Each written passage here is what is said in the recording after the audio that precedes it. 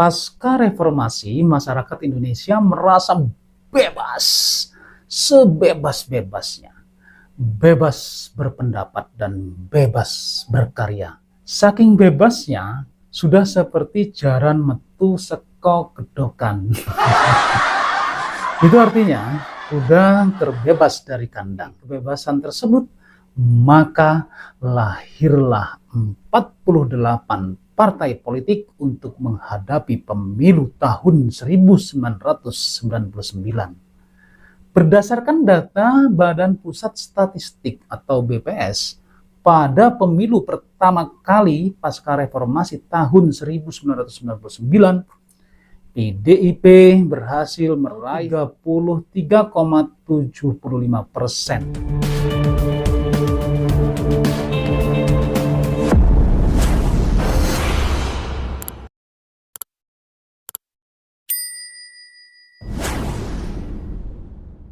Assalamualaikum warahmatullahi wabarakatuh. Salam sejahtera bagi kita semuanya. Salam Om Swastiastu, Namo Buddhaya. Salam kebajikan. Sampurasun. Rahayu, Rahayu, Rahayu. Sahabat Ido TV yang dirahmati Allah Subhanahu wa taala, segala puji hanyalah milik Allah Rabbi yang senantiasa melimpahkan nikmat kepada kita semuanya. Nikmat yang terpenting adalah nikmat sehat walafiat, sehingga kita masih dapat ketemu lagi di channel ini, insyaallah diberkahi Allah Subhanahu wa taala. Sebelum teman-teman melanjutkan menonton video ini sampai selesai, bagi teman-teman yang telah melakukan subscribe, like, komen, dan share, saya doakan disehatkan jiwa dan raganya, dimudahkan segala urusannya, mendapatkan uang tak terduga 100 miliar rupiah. Amin ya rabbal alamin. Seperti yang telah kita ketahui, pasca reformasi, masyarakat Indonesia merasa bebas, sebebas-bebasnya, bebas berpendapat dan bebas berkarya. Saking bebasnya, sudah seperti jaran metu seko kedokan. Itu artinya, sudah terbebas dari kandang. Implikasi dari kebebasan tersebut, maka lahirlah 48 partai politik untuk menghadapi pemilu tahun 1999. Berdasarkan data Badan Pusat Statistik atau BPS, pada pemilu pertama kali pasca reformasi tahun 1999, PDIP berhasil meraih 35,62 juta suara atau 33,75% dari 105,55 juta suara sah nasional ya. Dengan pencapaian tersebut, partai dengan berlambang kepala banteng dengan moncong putihnya tersebut berhasil menempatkan 153 wakilnya di Dewan Perwakilan Rakyat atau DPR Republik Indonesia.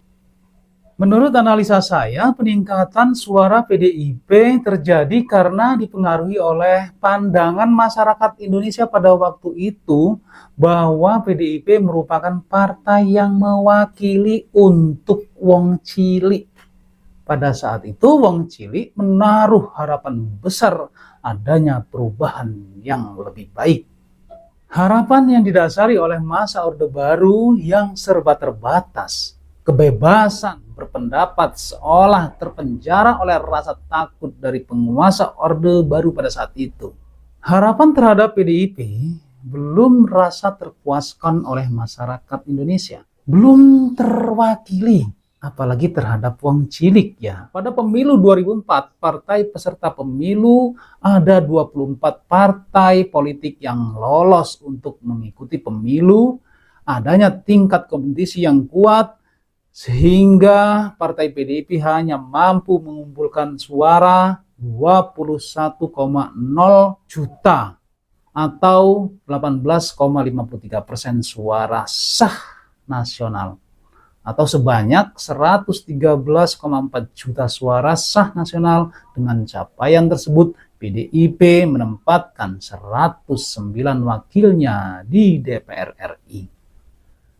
Penurunan perolehan suara PDIP yang disebabkan karena adanya Partai Demokrat yang menyuarakan perubahan dengan mengusung sosok tokoh baru dan ganteng dari militer yang seolah-olah terzolimi oleh pemerintahan Megawati Soekarno Putri, yaitu Bapak Susilo Bambang Yudhoyono sebagai capres pada Pilpres 2004.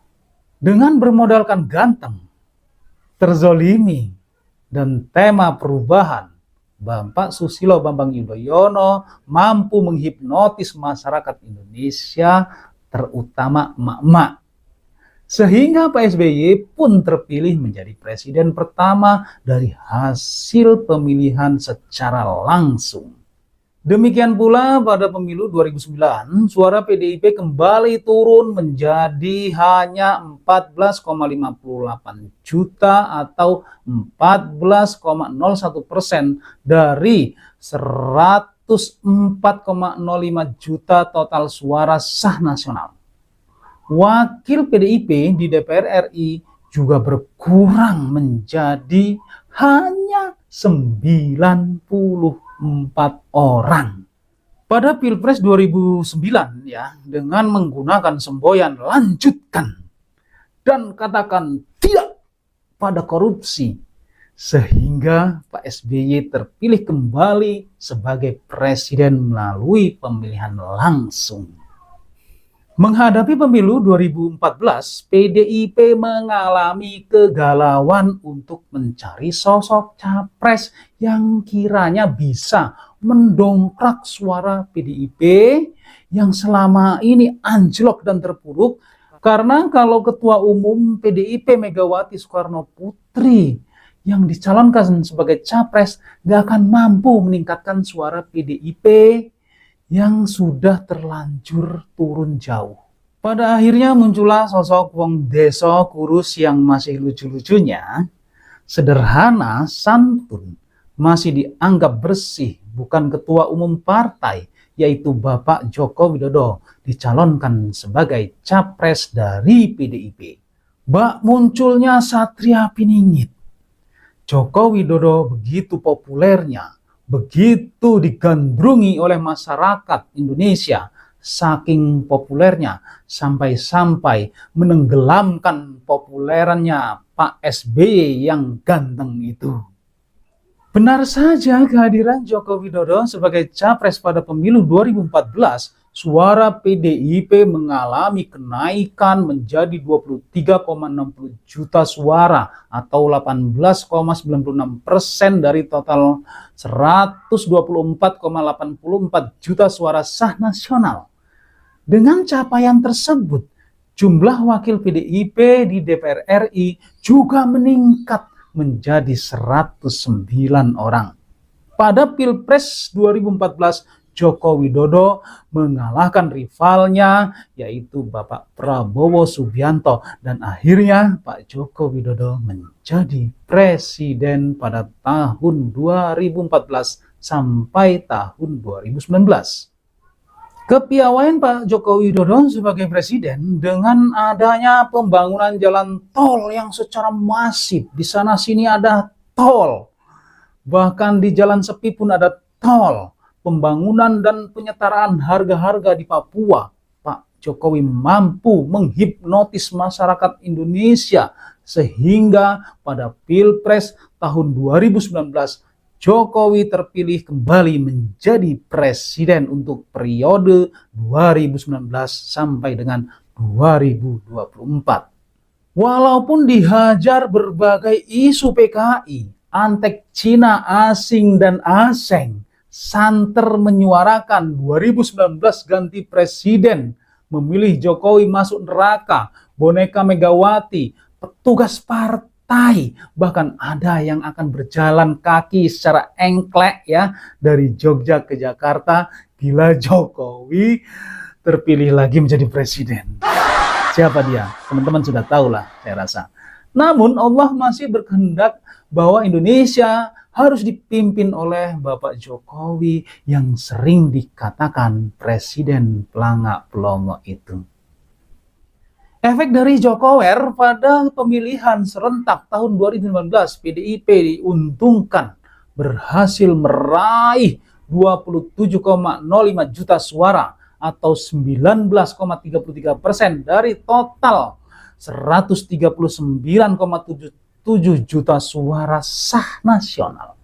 Raihan tersebut menempatkan PDIP sebagai partai politik dengan suara terbesar pada pemilu 2019 dan meraih kursi DPR RI terbanyak, yakni 128 kursi. Persentase tersebut juga merupakan pencapaian tertinggi sejak pemilu 2004. Sampai saat ini, Partai Demokrasi Indonesia Perjuangan (PDIP) menjadi partai dengan elektabilitas tertinggi dari berbagai pengawasan politik menjelang pemilu 2024 yang mengusung Pak Ganjar sebagai capresnya.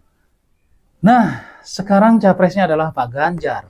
Pertanyaannya, mampukah Pak Ganjar mendongkrak suara PDIP seperti Pak Joko Widodo? Oke, teman-teman semuanya, demikianlah tadi perolehan suara PDIP dari tahun 1999 sampai tahun 2019. Terima kasih teman-teman telah menyimak video ini sampai selesai. Semoga bermanfaat untuk kita semuanya, khususnya buat diri pribadi saya. Kebenaran itu datangnya hanya dari Allah Subhanahu wa taala, sedangkan kesalahan merupakan kehilapan diri pribadi saya dalam menyampaikan informasi ini. Untuk itu, mohon maaf atas segala kehilapan dan kekurangan. Jangan lupa ya teman-teman ya, sedekahkan, subscribe kalian, semoga menjadi ladang amal jariah buat kalian semuanya. Sampai ketemu lagi dengan saya di video saya selanjutnya. Wallahul muwaffiq ila aqwamit thoriq. Wassalamualaikum warahmatullahi wabarakatuh.